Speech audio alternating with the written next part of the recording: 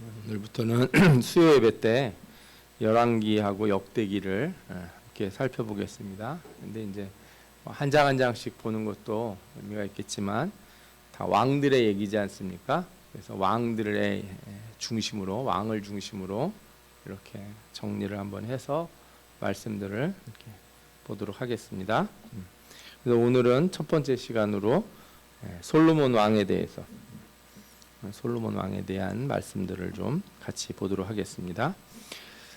먼저 이렇게 열왕기하고 역대기라고 하는 성경이 우리에게 있습니다. 열왕기 상하, 역대 상하 이렇게 두 권, 이렇게 네 권의 책이 있죠.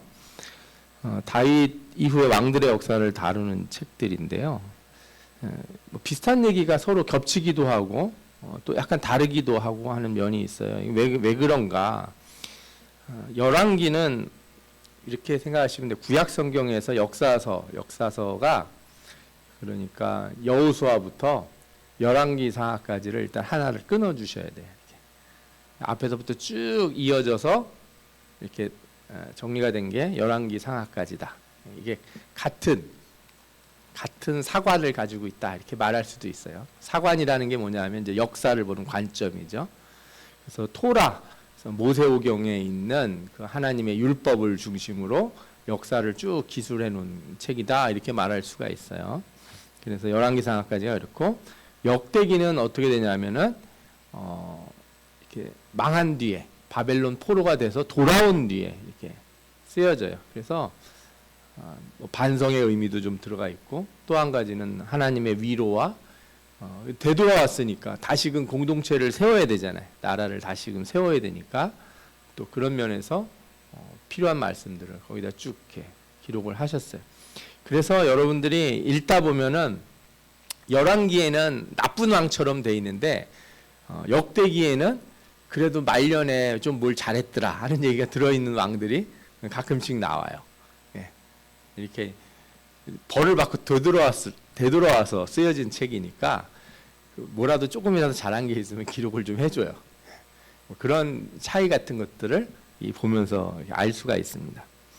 열왕기가 이렇게 예언적이며 율법적인 평가가 많지만 역대기는 은혜와 회복의 관점들이 있다는 거. 그리고 열왕기에는 북이스라엘의 기사가 많이 나와요. 그런데 역대기는 이렇게 북이스라엘 멸망하고 남유다가 돌아와서 쓴 거라서 남유다 왕과 연관된 이야기 중심으로 나가지 굳이 이렇게 남유다와 관련 없는 북이스라엘 왕 얘기는 많이 안 합니다. 그래서 우리가 이제 기본적으로 열왕기를 살펴보면서 거기에 역대기를 이렇게 같이 연결해서 이렇게 이해를 해보도록 하겠습니다. 그래서 제일 먼저 이제 사울 왕이 있고, 그 다음에 다윗이 있고, 그 다음에 솔로몬이 오고, 솔로몬 다음에 여로보암, 르호보암으로 나라가 갈리죠. 그래서 열왕기 상의 범위가 어디냐 하면은 저 솔로몬 때부터 아합 왕, 그 다음에 남유다에는 여호사밧 왕, 요때까지입니다. 그래서 여기가 이제 주된 내용이고, 그 다음에 우리가 아는 선지자로는 이제 후반에 가면은 엘리야가 나옵니다. 엘리야 얘기 나오는 데가 열왕기 상이다 이렇게 보시면 될 것 같아요. 그리고 말씀을 보면서 우리가 항상 생각해야 되는 게 뭐냐 하면은 다윗 언약입니다. 다윗 언약. 하나님께서 다윗에게 약속하셔서 내가 네 후손을 통하여 이렇게 내 집을 세우고, 그렇죠? 말씀을 보면은 하나님이 세워주신다 이렇게 말씀하면서도 한편으로는 그가 나를 위하여 집을 건축할 것이다. 성전을 세운다는 측면에서는, 이 눈에 보이는 성전을 세운다는 측면에서는 이제 솔로몬이 한다 이렇게 얘기할 수 있겠지만, 또 중의적인 의미로 보면은 예수 그리스도가 자신의 몸으로 교회를 세우시고 하나님 나라의 왕으로 좌정하시지 않습니까? 그 내용이 다윗 언약 안에 들어 있어요. 그래서 이 왕조가 그렇게 나쁜 짓을 많이 하는 왕들이 나오지만 하나님이 멸하지 아니하시는 그 은혜의 역사들을 우리가 쭉 볼 수가 있죠. 그리고 결국에 이렇게 눈으로 보이고 가시적인 성전도 나중에 무너지고 가시적인 왕조도 없어지지만 이렇게 보이지 않는 나라, 보이지 않는 하나님의 성전, 이런 것들이 우리에게 이제 비전으로 제시가 되잖아요. 그래서 이 다윗 언약이라고 하는 게 열왕기하고 역대기의 중요한 관점이다 이렇게도 말씀드릴 수가 있어요. 솔로몬 왕이 어떤 왕이냐? 다윗에서 시작했는데 얼마 되지도 않았는데 통일왕국의 마지막 왕인 거예요. 그죠? 그 뒤로 나라가 반토막이 나니까, 두토막이 나니까 솔로몬 왕이 이제 그런 마지막 왕인데 어떤 왕인지 오늘은 솔로몬의 출생과 다른 형제들, 그러니까 우리가 이제 왕자들이 많으면 누가 왕이 될 거냐 이런 거 싸우지 않겠습니까? 그런 일들이 어떻게 됐는지, 그다음에 솔로몬이 재위할 때 어떤 일이 있었는지 오늘은 거기까지만 좀 살펴보겠습니다. 솔로몬 왕의 출생 부분인데요. 다윗이 헤브론에서 낳은 자녀 이름들이 성경에 나옵니다. 보면 6명이 나와요. 6명이 나오는데 성경은 기본적으로 자녀들의 이름을 쓸 때 순서대로 씁니다. 뒤죽박죽 쓰지 않아요. 첫째, 둘째 하다가 갑자기 뭐 다섯째, 그다음에 넷째, 막 이렇게 여섯째, 일곱째 막 이렇게 막 섞어 쓰지도 않고 남자만 차례대로 순서대로 씁니다. 그러면은 첫 아들이 누구예요? 장남이 암논. 그다음에 길드압이라고도 나오고요. 이제 역대상을 보면은 다니엘이라는 이름으로도 나와요. 동명이인처럼 돼 있는 건데 그게 아니고 그냥 이름을 다른 이름을 가지고 있는 거예요. 두 이름을. 그다음에 압살롬이 있고 그다음에 아도니아가 있고 스바랴가 있고 이드람이 나와요. 이 사람들의 어머니들이 각각 다 달라요. 그리고 예루살렘으로 옮긴 뒤에 밧세바를 이렇게 얻게 됩니다. 그리고 밧세바를 통해서 아들을 5명을 낳는데 그 중에 막내가 누구예요? 솔로몬입니다. 그래서 예루살렘에서 그가 낳은 아들들은 이러하니 시므아와 소밥과 나단과 솔로몬 4사람은 다 암미엘의 딸 밧수아의 소생이요 이렇게 돼 있어요. 여기 밧수아가 밧세바를 의미합니다. 그럼 4명밖에 이름이 안 나오는데 5명이란 5번째라뇨. 그러면은 이제 4번째 아들이 어떻게 됐다는 거예요? 죽었다는 거죠. 4번째 아들이 죽었어요. 죽은 사람의 이름은 기록이 안 나와요. 그래서 여러분들이 성경 읽다가 다윗이 몇 번째 아들이냐 그런데 이름을 살펴보면은 한 명이 없는 거예요. 그런 경우에는 이제 누가 죽었나 보다 이렇게 이해할 수가 있겠죠. 다윗은 하나님은 다윗이 성전을 짓고자 하는 마음을 먹었을 때 나단 선지자를 통해서 성전을 지을 자에 대해서 이렇게 말씀을 해주세요. 우리 아까도 봤던 다윗 언약의 내용이 있는 부분인데 사무엘하 7장에 나옵니다. 그래서 내 씨를 내 뒤에 세워 그의 나라를 견고하게 하리라. 그는 내 이름을 위하여 집을 건축할 것이요 나는 그의 나라 왕위를 영원히 견고하게 하리라. 말씀이 있어요. 그러니까 이게 표면적으로 솔로몬에 대한 예언이 되죠. 솔로몬이 이걸 할 것이다. 예언이기도 하고 또 언약 안에도 있는 거죠. 그러면서 추가적으로 이런 말씀이 있어요. 뭐예요? 솔로몬이 범죄하지만 왕위를 뺏지는 않을 것이다. 나는 그에게 아버지가 되고 그는 내 아들이 되리니 그가 만일 죄를 범하면 내가 사람의 매와 인생의 채찍으로 징계하려니와 내가 내 앞에서 물러가게 한 사울에게서 내 은총을 빼앗은 것처럼 그에게서 빼앗지는 아니하리라. 그래서 솔로몬에게 이렇게 왕위를 약속하신다는 말씀도 같이 들어 있어요. 그리고 이제 솔로몬의 이름이 어떻게 정해졌느냐 이렇게 생각할 수 있는데 사무엘하 12장에 보면은 다윗이 이제 밧세바가 아이를 1차 한 명을 죽잖아요. 위로하고 그와 동침한 뒤 아들을 낳음에 그의 이름을 솔로몬이라 하니라. 여호와께서 그를 사랑하사 선지자 나단을 보내 그 이름을 뭐라고 불러요? 여디디아라 하시니. 여디디아라고 부른다는 거예요. 이 여디디아라고 하는 말이 하나님이 사랑하신다 이런 뜻이에요. 여호와께서 사랑하셨기 때문이더라. 제가 이제 이런 거 보면은 우리가 야곱 태어날 때도 그렇지만 우리 인간의 영혼이라고 하는 게 그죠? 영혼이 이렇게 그냥 물질적인 것에서만 발현한다 이렇게 생각하면은 안 될 것 같아요. 왜냐하면 사람이 태어날 때 모태에 있을 때 엄마 배 안에 있을 때부터 하나님이 어떻게 해요? 그를 어떤 인격체로 인정하시고 만약에 만약에 영혼이라고 하는 게 인간의 자각이라든지 우리가 이렇게 나 자신을 인식하는 그 순간에 생겼다. 그렇게 만약에 세상 사람들처럼 생각한다면 이런 말씀은 이해하기가 어려운 거죠. 뭐 태어났는데 뭘 잘했길래 하나님이 얘를 사랑하시는가 이렇게 말할 수 있잖아요. 그래서 여기 신비가 있는 것 같아요. 우리가 하나님을 믿게 되는 것도 그렇고 하나님이 우리를 사랑하시는 것도 그렇고 우리가 이게 뭐 우리가 열심히 해서 아니면 우리가 뭐 사랑받을 만한 짓을 해서 뭐 이런 거하고 상관없이 여기에는 하나님의 주권적인 선택, 그죠? 그것이 있는 거고, 그리고 하나님은 또 선택하신 자들을 어떻게 하세요? 거룩하게 하시고 깨끗하게 하시잖아요. 이 일련의 이런 과정들이 우리에게 다 있는 거예요. 그러니까 하나님이 누구를 사랑한다 그럴 때는 그의 행위나 그의 삶에 뭐 똑바른 걸 잘해서 뭐 이런 표현들보다 물론 그런 예들이 나오지만 물론 행위나 이런 순종이다 이런 걸 보고 그러나 본질적으로 보면은 하나님이 사람을 사랑하고 누구를 구원하시는 것은 하나님 안에 있는 주권의 신비다 이렇게 볼 수가 있어요. 솔로몬이 태어날 때부터 하나님이 그를 사랑하셨다 이렇게 하는 말씀이 나와요. 자, 그러면 이제 우리가 솔로몬 이전에 어떤 왕들이 있었는지, 형제들이 있었는지 생각을 해볼 수가 있잖아요. 솔로몬 위의 형들, 왕위 계승자죠. 그 영국의 왕이 있지 않습니까? 뭐 영국만 왕이 있는 게 아니고 뭐 가까운 옆에 일본도 왕이 있고 또 유럽에 가면 아직도 왕가가 있는 나라들이 많이 있어요.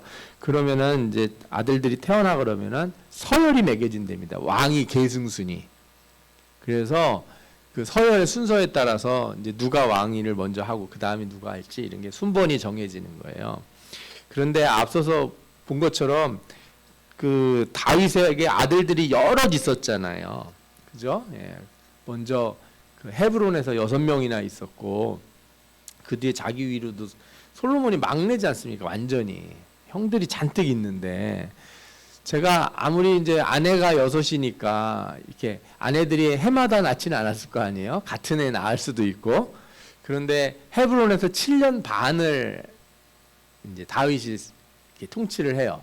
그리고 예루살렘에 왔지 않습니까? 그러니까 최소 7년 반 제일 큰 형하고 그죠? 제일 큰 암논하고 그 다음에 바세바가 낳은 아들 사이에 최소한의 나이 차이가 몇 년이냐? 그러면 8살이에요. 8살. 최소한 8살은 나는 거예요. 무슨 뜻인지 아시죠?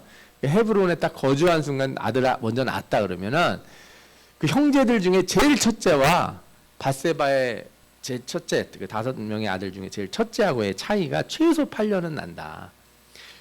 그러면은 이제 바세바에게서는 5명이 낳았으니까 매년 낳지는 않았을 테고 쌍둥이가 아니고 그 다음에 뭐 2년마다 한 명씩 낳았다든가 이렇게 그냥 그것도 되게 힘들지 않나요? 2년마다 한 명씩 낳는 것도 그러면은 한 10년이잖아요. 그러니까 첫째 아들 암논하고 솔로몬하고의 차이는 나이 차이가 거의 20살 가까이 날 수 있어요. 예. 그렇죠? 예. 8년에다 10년을 산술적으로 더해보면은 예. 그 정도 날 수 있다. 예. 이렇게 생각하시면 돼요. 그러니 솔로몬이 되긴 제일 어렵죠. 근데 솔로몬이 이전에 이제 형제들 중에 무슨 일이 있었냐면 첫째 아들 암논이 그 압살롬의 누이를 범하였다가 압살롬이 그 첫 번째 형인 암논을 죽이죠. 예. 그게 사무엘하 13장에 나옵니다. 그렇게 해서 압살롬이 도망을 쳐요. 그러니까 첫 번째 왕이 계승할 수 있는 장자가 죽은 거예요. 그런데 이제 압살롬이 나중에 돌아왔는데 2년 동안 다윗을 만나지 못하다가 요압이라고 썼네. 요압인데 요압의 중재로 다윗과 이렇게 화해를 해요. 그러나 압살롬이 그 뒤에 4년을 준비한 뒤 헤브론에서 반역을 일으킵니다. 그래서 반역이 정벌될 때 요압이 압살롬을 이렇게 죽여요. 그게 그래서 첫 번째하고 셋째가 그렇게 죽어요. 둘째 얘기가 없는 걸 보면은 둘째나 나머지 아들들은 그렇게 유력한 인물들은 아니었던 것 같아요. 네. 그래서 이제 형제들이 쭉 있긴 있는데 그 위에 형들이 그렇게 죽었으니까 이제 바세바의 형제가 아들들이 4명이잖아요. 그리고 다른 배달은 형제가 6이 남은 거예요. 그러니까 6에서 2 죽었으니까 4이 남은 거죠. 그러니까 이쪽도 넷, 이쪽도 넷인데 바세바의 아들들은 다 한어머니 아들들이고 저쪽은요 엄마들이 다 다르잖아요. 예. 그러니까 아무래도 바세바 쪽이 힘이 세지긴 하죠. 예. 자, 그리고 또 우리가 한 가지 알아두실 게 뭐냐면은 다윗이 이제 되돌아왔을 때 압살롬 반역한 다음에 그 정벌 하고 이기고 돌아오게 되잖아요. 돌아올 때 무슨 일이 있었냐면 유다 지파가 다른 지파들보다 다윗을 가까이 모시는 것에서 우선권을 주장을 해요. 아무래도 이제 유다 지파니까 다윗이. 그래서 이스라엘 사람들이 이렇게 불만을 토로합니다. 말하자면 이런 거예요. 이렇게 왕이 있는데 신하들이나 어떤 역할들을 맡기려고 할 때 주로 누구를 뽑게 됩니까? 이렇게 되면 유다 지파 사람들을 뽑게 되는 거예요. 다른 지파 사람들을 중용하지 못하고. 그러니까 나머지 지파가 불만이 생기겠죠. 그래서 뭐라고 그러냐면 이스라엘 사람이 유다 사람에게 대답하여 이르되, 여기서 이스라엘 사람 보통 그럴 때는요 유다 지파하고 베냐민 지파를 제외한 나머지 지파예요. 아시겠죠? 앞으로도 이스라엘이라고 이름이 나올 때 전체를 칭하는 이스라엘이 하나가 있고, 만약에 지파를 구분할 때 이스라엘 지파, 이스라엘 사람 그러면은 유다 지파와 베냐민 지파 2지파를 뺀 나머지 10지파를 의미한다. 그리고 그 10지파의 대장이 누구예요? 에이브라임 지파예요. 에이브라임 지파. 에이브라임 지파가 이스라엘 지파의 대표 지파예요. 유다 지파, 베냐민 지파가 하나로 같이 지낸다고 했을 때도 다 누구 이름으로 이렇게 통일합니까? 유대인, 유다 지파 이름으로 통일하듯이 북쪽은 에이브라임이라고 이렇게 통칭을 해요. 이스라엘이라고 부를 때, 에이브라임이라고 부를 때 성경에 이제 우리가 선지서 같은 거 보면은 너 에브라임이요 이렇게 부르면은 그게 뭐예요? 이스라엘에 있는 10지파들을 의미한다 이렇게 보시면 돼요. 이 사람들이 유다 사람에게 대답하여 이르되 우리는 왕에 대하여 10몫을 가졌으니, 그러니까 우리 10지파나 되지 않냐. 다윗에게 대하여 너희보다 더욱 관계가 있거늘 너희가 어찌 우리를 멸시하여 우리 왕을 모셔오는 일에 먼저 우리와 의논하지 아니하느냐. 왜 니들끼리 다 이렇게 정사를 주관하고 왕 옆에서 일을 다 처리를 해버리냐. 우리한테 알려주지도 않고. 그러니까 유다 사람이 뭐라 그래요? 이제 우리는 같은 지파 아니냐. 그리고 너희들보다 먼저 우리가 다윗을 뭘로 이렇게 세웠다? 왕으로 세웠다. 너희들은 나중에 이스보셋 다 죽은 뒤에 그 뒤에나 와가지고 다윗을 왕으로 이렇게 모셨잖아요. 유다 지파는 먼저 했고 이런 식으로 주장을 한 거예요. 그러니까 유다 사람들이 이스라엘 말보다 더 강경하게 우리한테 권리가 있다 이런 얘기를 한 거예요. 이게 왜 중요하냐면 이때부터 북이스라엘과 남유다 사이에 이렇게 벌어질 어떤 지파 간의 갈등이 있었다는 거예요. 그래서 솔로몬 시대에 솔로몬이 한 일 중에 좀 잘 못한 일이 뭐냐면은 왕궁을 세우거나 도시를 세우고 어떤 일을 하고 노역을 할 때 사람을 불러서 노역을 시키는데 유다 지파를 많이 안 부르고 대부분 누구를 많이 불러서 일을 시켰냐? 이스라엘 사람들, 10지파 사람들을 주로 불러서 일을 시킨 거예요. 그러니까 맨날 왜 쟤네들은 일을 안 하고 우리만 주로 불러다가 일을 시키냐 이렇게 불만이 쌓여서 그 일을 주관하던 그 일종의 이제 노동조합장 같은 사람이죠. 그 사람이 누구예요? 여로보암인 거예요. 예. 여로보암이 에브라임 지파 사람인데 예. 이 사람이 이제 저기를 한 거예요. 그렇게 보시면 돼요. 이게 10지파하고 균열이라고 하는 게 이게 갑자기 어느 날 하나님이 그냥 그렇게 막 일을 만드신 게 아니라 사실은 이렇게 다 내재가 돼 있는 거예요. 근데 이게 여러분들 이런 걸 아셔야 돼요. 우리 삶에요. 문제라는 거는 원래 다 내재가 돼 있어요. 우리 삶에 문제가 전혀 없다가 갑자기 생기는 일은 없어요. 다 내재가 돼 있는데 언제 이 문제들이 문제로서 드러나는지 아십니까? 우리가 하나님 말씀에 순종하지 않을 때, 우리가 하나님의 뜻대로 살지 못할 때 내 안에 있는 문제들이 문제로 드러나기 시작을 해요.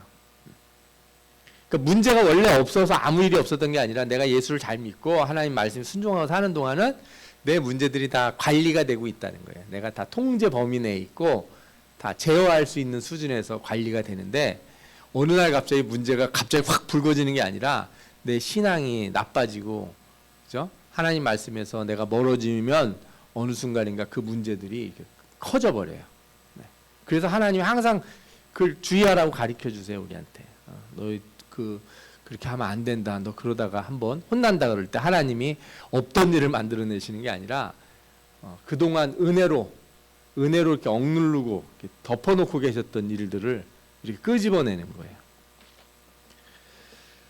그리고 이제 다윗 시대 반역자들도 있었어요. 그러니까 이제 왕이 되려고 하거나 뭐 이런 사람들이 있었는데 베냐민 지파에서도 그런 사람이 있어서 세바라고 하는 사람이 세를 규합을 해가지고 이렇게 사람들을 모아가지고 다윗에게 대적을 해요. 한번 난을 일으키죠. 그런데 이제 아벨이라고 하는 성에서 반역을 꾀했지만 정보를 낳은 요압이 그 성 사람들에게 설득을 해요. 그래서 그 성 안에 있던 지혜로운 여인이 세바를 죽이고 반역이 이제 정벌이 됩니다. 사람들이 다 돌아가고. 이게 이제 솔로몬이 왕이 되기 직전까지 다윗 시대에 있었던 이런 왕권에 대한 도전의 어떤 모습들이라고 보실 수가 있어요. 자, 그러면 솔로몬이 어떻게 왕이 됐냐? 이게 열왕기상의 초반에 나오는데 다윗이 나이가 많아서 이제 다음 왕을 세워야 될 때가 돼요. 그런데 넷째 아들 아도니아가 왕이 되려고 세력을 모읍니다. 아도니아가 어떤 사람들하고 세력을 규합을 하냐면 제사장 아비아달과 요압과 합니다. 장군 요압. 요압이 누구예요? 다윗이 도망치고 이게 다윗이 하여튼 고생할 때부터 함께 같이 다녔던 사람이에요. 이 형제들이 다 이 다윗에게 충성을 했어요. 집안이. 그래서 거의 뭐 제일 위에 상위에 꼽는 사람이다 이렇게 볼 수 있는데 아비아달도 마찬가지죠. 아비아달도 아시다시피 다윗이 이렇게 도망을 치다가 제사장이 있는 그 노비라고 하는 성에 갔다가요. 노 사람들을 다 죽게 만드는 실수를 하게 되잖아요. 그죠?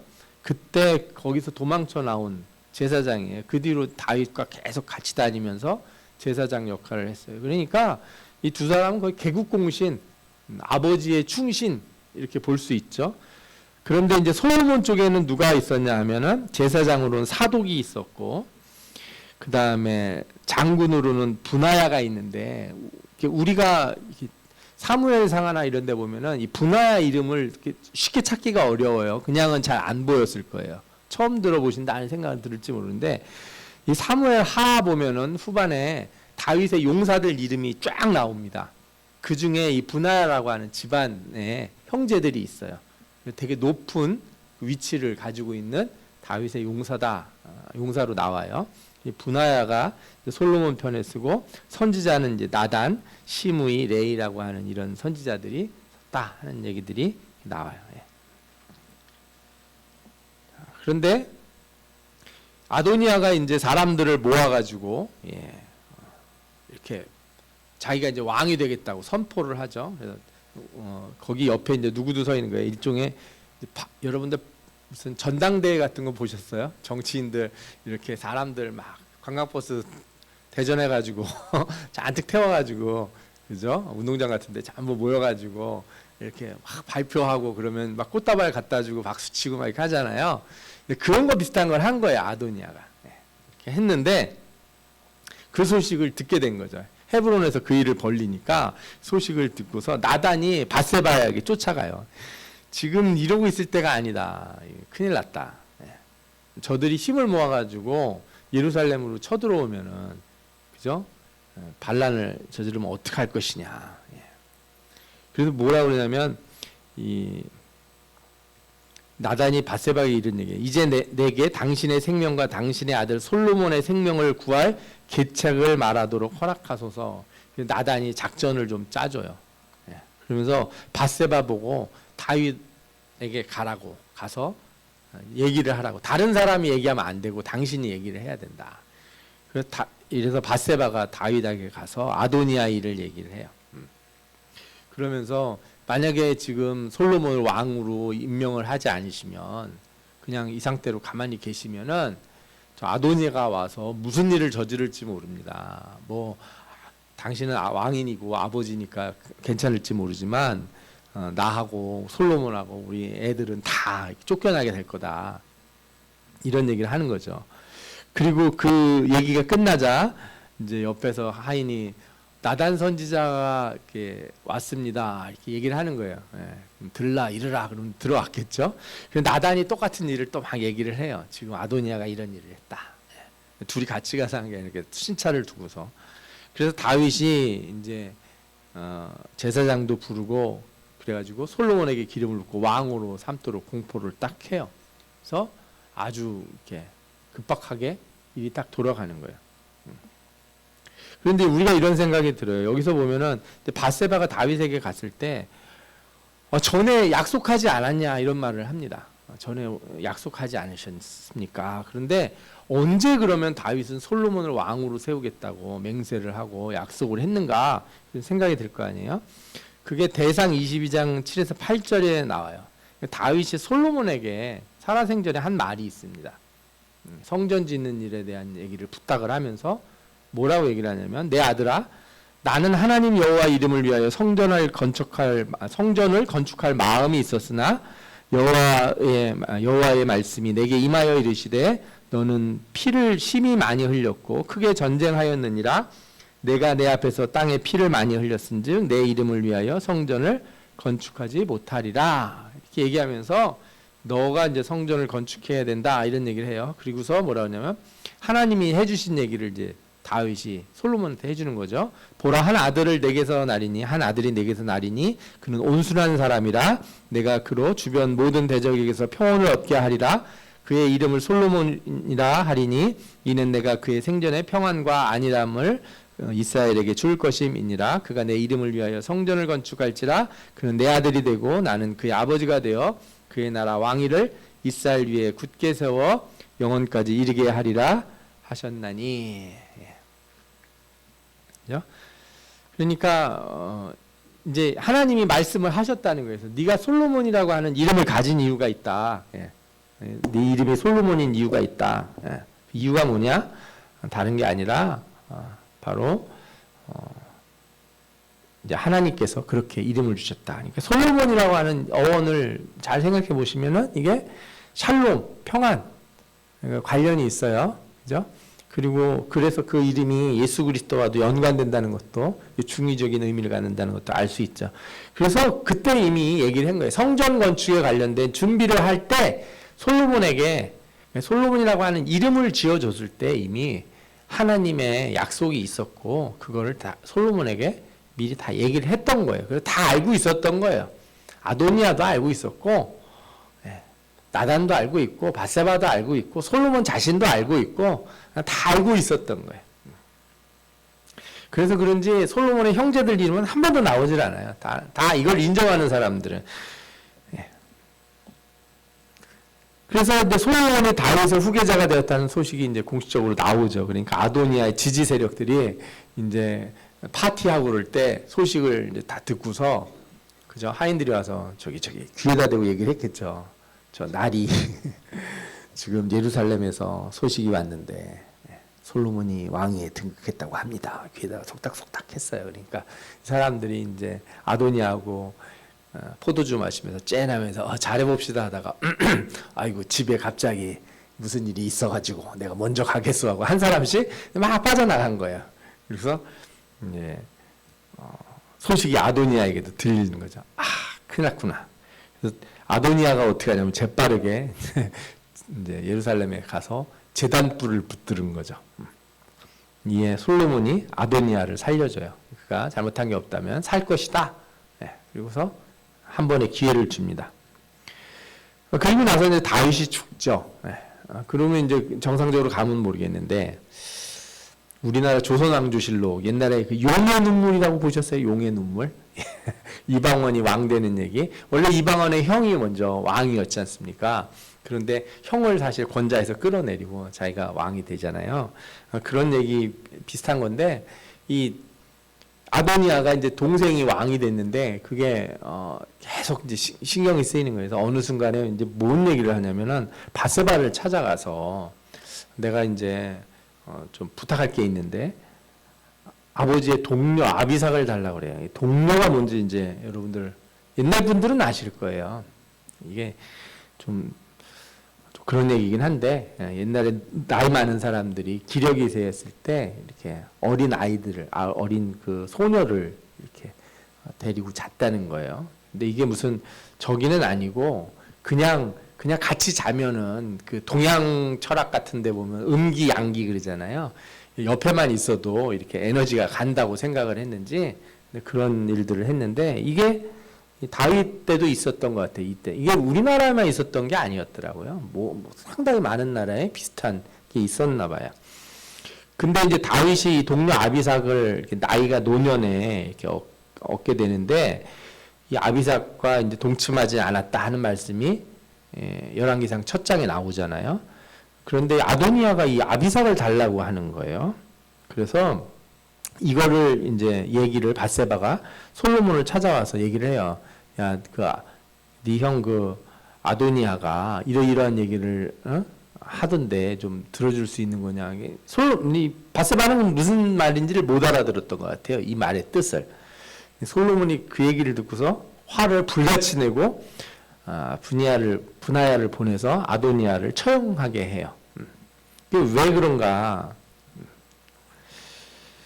우리가 이 말씀들을 좀 잘 생각을 해볼 필요가 있는데 이 솔로몬이 왕이 되는 이 과정을 그냥 인간의 입장으로 이렇게 살펴보면 마치 아까 말씀드렸던 용의 눈물처럼 뭐 정치적인 암투처럼 보이는 거예요. 막 급박해. 이게 드라마로 만들어도 재밌을 것 같은 거예요. 저쪽에서는 막 왕으로 막 세우고 이쪽에서는 선지자하고 그죠? 왕비하고 막 이렇게 어떻게 이거 전략을 짤까 그러다가 왕한테 가가지고 먼저 얘기를 하고 막 이런 식으로 전개가 되니까 그죠? 무슨 왕자의 게임처럼 그럴듯한 어떤 스토리가 나오는 것 같지만 이게 그런 건 아니에요. 그런 건.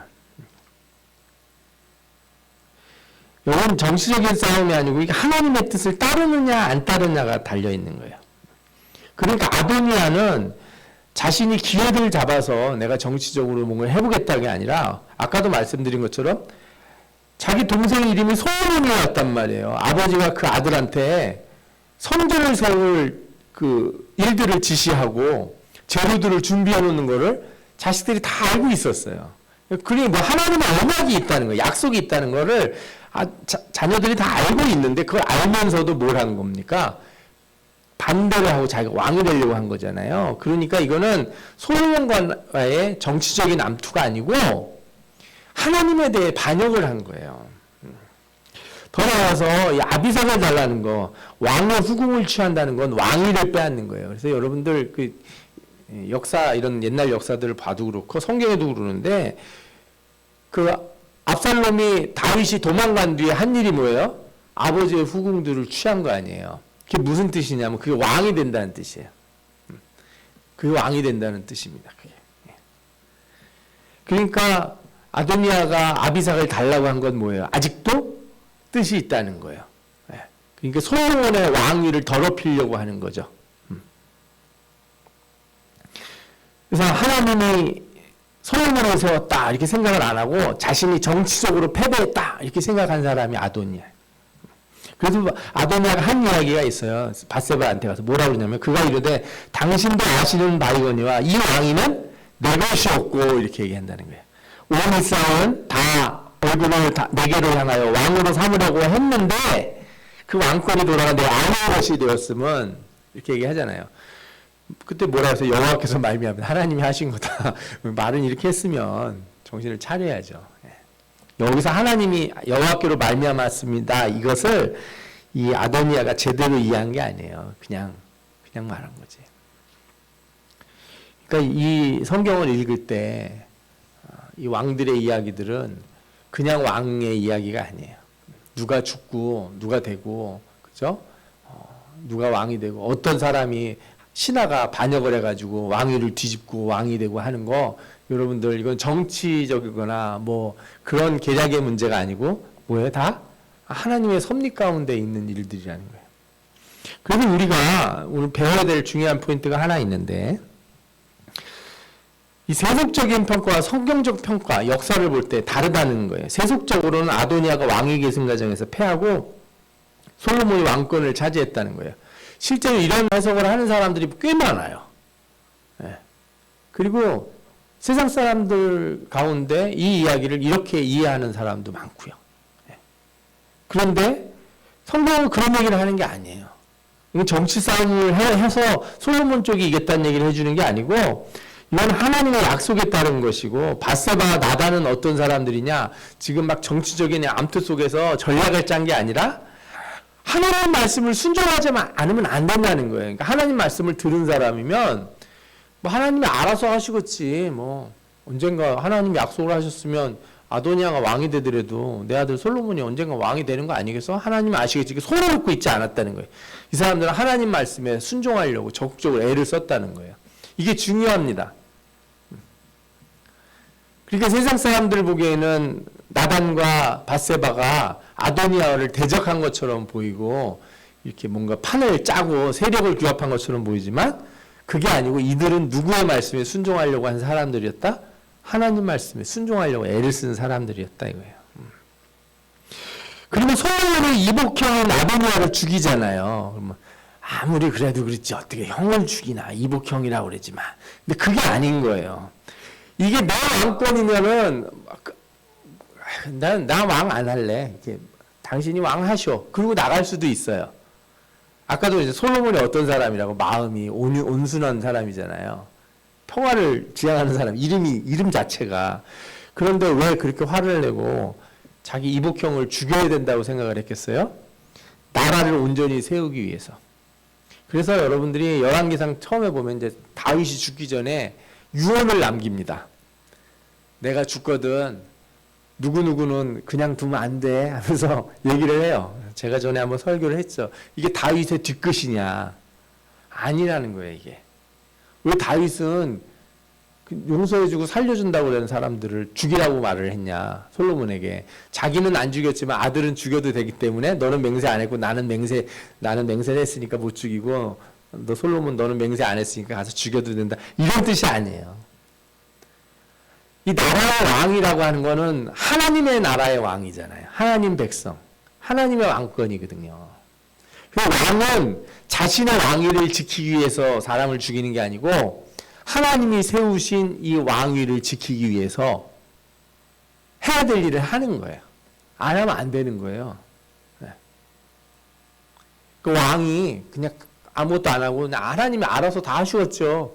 저 사람 잘못한 사람이면 죽이겠죠. 하나님이 우리의 그 왕위를 영원토록 보장해 주신다고 했으니까 다윗의 왕위는 절대 무너지지 않고 알아서 되는 거 아닙니까? 여러분들 그렇지가 않아요. 그래서 이 이스라엘과 남유다가 멸망한 이유가 거기 있는 거예요. 이들은 순종하지 않았어요. 뭘 순종하지 않았어요? 하나님의 약속에 순종하지 않은 거예요. 하나님 언약에. 하나님이 하시겠다고 하는 일을 반기를 든 사람들인 거예요. 똑같이 아도니아처럼. 그러다가 왕조가 멸망한 거예요, 왕조가. 그래서 하나님이 영원토록 두시려고 하는데 애들이 말을 안 들으면 하나님이 치시죠. 그걸 그냥 두실 수 없단 말이에요. 여러분들이 이걸 분명히 아셔야 돼요. 그렇다고 해서 여러분들 뭐 그러면 세상의 왕들은 아니 어떤 정치 지도자가 세워지면 다 하나님의 뜻이고 거기엔 다 하나님의 무슨 역사가 있다 이렇게 이해하시면 안 돼요. 하나님의 언약이 있은 뒤에 말씀이 있은 뒤에 세워지는 것과 말씀도 없는데 자신들이 왕 노릇하려고 하는 건 다른 거예요. 최근에 영화가 하나 개봉이 됐는데 서울의 봄이라고. 저는 어떻게 저 배우를 뽑았는데 저 사진을 보고 깜짝 놀랐어요. 옛날에 우리나라 모 대통령 얼굴하고 비슷하게 생기지 않았습니까? 12.12 사태를 이렇게 조명한 영화인데 저거 본 사람들이 다들 혈압이 막 올라가지고 막 속이 뒤집어진다는 거예요. 그때 바른 길을 가려고 저항했던 사람들은 다 비참한 그 집안이 다 망하고 그렇게 되고 악을 행한 자들은 떵떵거리면서 살고 있고 하는 게 이제 후반부에 나오나 봐요. 옛날에 이 서울의 봄 나오기 전에 우리나라의 드라마 중에 제5공화국이라고 하는 드라마가 있었어요. 이덕화 씨가 이 역할을 맡았죠. 근데 예전에 그 전두환 대통령 시절에 자기하고 얼굴 비슷하다고 비슷하게 생긴 그 배우를 못 나오게 한 적이 있었어요. 제 이름이 잘 기억은 안 나는데 하여튼 당신은 다 미화가 됐어요. 다. 그런데 시간이 지나니까 진실을 전부 드러내는 거잖아요. 사실 세상의 역사를 보는 관점은 객관적인 것도 없고 다 해석적인 거예요. 누구 이익이 따라서 생각을 하느냐 이런 거죠. 그러나 여러분들 모든 역사는 우연도 없고 수단되지도 않고 성장이나 소멸이라고 하는 어떤 루틴을 따르지도 않아요. 예. 모델을 따르는 것도 아니에요. 우리가 이런 일을 볼 때 저 사람을 하나님이 세웠다 이렇게 얘기하시면 안 되고요. 그렇게 말하시면 안 돼요. 그럼 하나님은 악한 하나님으로 만들게 돼요. 뭐라고 얘기하냐면 하나님이 역사의 주관자라는 것만. 하나님은 이 악을 주님이 오시는 전까지는 이 땅 안에 여전히 공중에 권세 잡은 자들이 있고 악이 있잖아요. 처음부터 하나님이 솔로몬이 왕되게 하면 나머지 형제들은 태어나지도 않고 다 죽이면 싹 편하잖아요. 그런 일도 없고 싸울 일도 없고. 그렇게 하시는 게 아니라는 거예요. 세상 일은. 하나님 그렇게 주관하시지 않아요. 하나님은 모든 걸 두시지만 그 가운데서 무엇을 보게 하시냐면 하나님의 뜻을 따르는 자들은 어떻게 되고 하나님의 뜻에 반기를 갖는 자들은 어떻게 되는지를 긴 시간 그 역사라고 하는 것을 통해서 보여주는 거예요. 성경이 말하고자 하는 것들이 그런 거예요.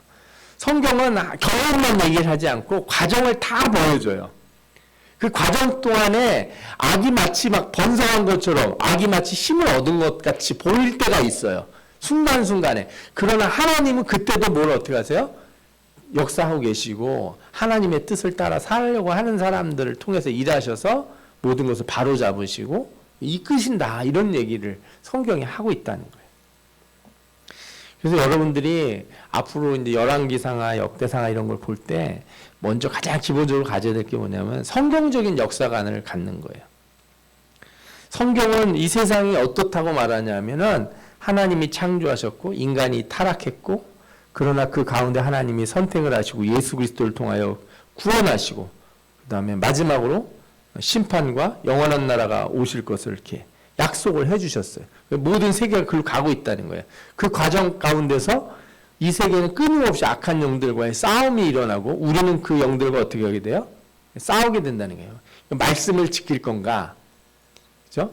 그냥 가만히 있는 건 말씀을 지키는 게 아니라는 것을 오늘 분명히 알게 됐잖아요. 가만히 놔두고 있으면 알아서 돌아간다는 건 없다는 거예요. 그죠? 하나님 말씀을 아는 자들은 대항하고 싸워서 그 말씀이 이루어지도록 애를 써야 되는 거예요. 그래서 성경에서도 우리에게 계속 얘기하는 거예요. 너희들이 지금 씨름하고 싸우는 것은 세상에 있는 이 악한 권세들을 대하는 것이다. 그러니까 말씀에 순종하는 삶이라는 건 적극적인 실천이에요. 하나님의 뜻을 적극적으로 드러내려고 하는 거예요.